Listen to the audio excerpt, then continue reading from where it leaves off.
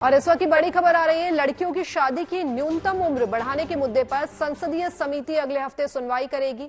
स्थायी समिति 22 नवंबर को इस मामले पर बात करेगी। समिति का उद्देश्य लड़कियों की शादी की न्यूनतम आयु को बढ़ाकर 21 वर्ष करनी चाहिए। 7वीं लोकसभा में विवाह के एकरूपता लाने के लिए एक विधेयक लाया गया था, लेकिन 7वीं लोकसभा के भंग होने के साथ ये समाप्त हो गया है। तो विवाह उम्र में संभावित बदलाव पर होगा मंथन और लड़कियों की जो उम्र है न्यूनतम शादी की वो 21 वर्ष होनी चाहिए। लड़कियों की शादी की उम्र बढ़ाने पर विचार होना चाहिए।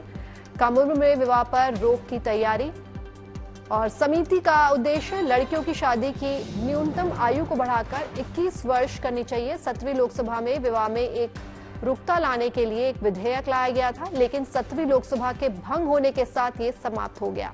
तो संसद की स्थायी समिति करेगी विचार और लड़कियों की न्यूनतम उम्र जो है वो 21 वर्ष होनी चाहिए शादी के लिए। विवाह उम्र में संभावित बदलाव पर मंथन होगा। और इस खबर पर और जानकारी देने के लिए हमारे संवाददाता मिलिंद शर्मा हमसे जुड़ रहे हैं। तो मिलिंद शर्मा हमारी संवाददाता जुड़ गए हैं। मिलिंद, इस वक्त की जो बड़ी खबर आ रही है वो ये है कि लड़कियों की शादी की जो न्यूनतम उम्र है वो बढ़ा देनी चाहिए, क्योंकि 18 वर्ष जो है वो बहुत कम है। 17 वर्ष में आप 12वीं पास करते हैं और उसके बाद 18 वर्ष में आप शादी कैसे कर सकते हैं। तो 21 वर्ष ये जो है इसकी आयु होनी चाहिए।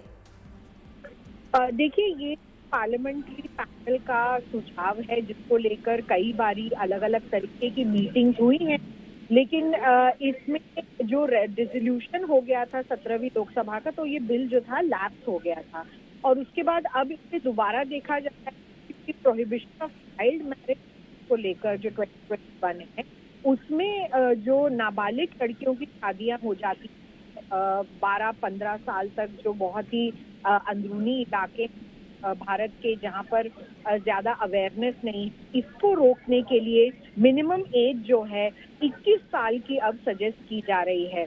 और अगर ये बिल पास हो जाता पहले, तो कोई भी और जो पहले का कानून था, कस्टम था या कोई रिचुअल प्रैक्टिस थी, उसके अधीन ये लॉ बन जाता, लेकिन ऐसा हो नहीं पाया।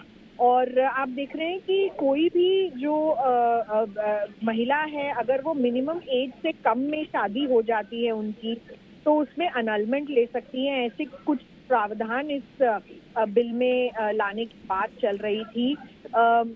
नेशनल एजुकेशन पॉलिसी जो है NEP 2020, जिसमें सेक्रेटरी स्कूल डिपार्टमेंट, लिटरेसी और ये सारे विभाग हैं शिक्षा मंत्रालय के, ये भी इसमें अपनी इन्वॉल्वमेंट रखते हैं, क्योंकि आगे चल के यही बात सामने आती है कि जब लड़कियों की शादी ऐसे नाबालिग उम्र में हो जाती है तो उनकी पढ़ाई पर, उनके जीवन पर, उनके रहन सहन पर बहुत ज्यादा इम्पैक्ट पड़ता है और शिक्षा से वो लड़कियां जो हैं, जल्दी शादी जिनकी हो जाती है, वो वंचित रह जाती हैं। तो अपने आप में एक बहुत बड़ा ये स्टेप होगा, लेकिन इस पर सोच विचार करने की बहुत जरूरत है, क्योंकि अलग अलग वर्ग में, अलग अलग समुदाय और समाज में अलग प्रथाएं हैं, अलग प्रैक्टिसेस हैं। अगर हम बात करें SC/ST समाज की, ट्राइबल समाज की या फिर दलित समाज की, उनके अलग प्रैक्टिसेस हैं।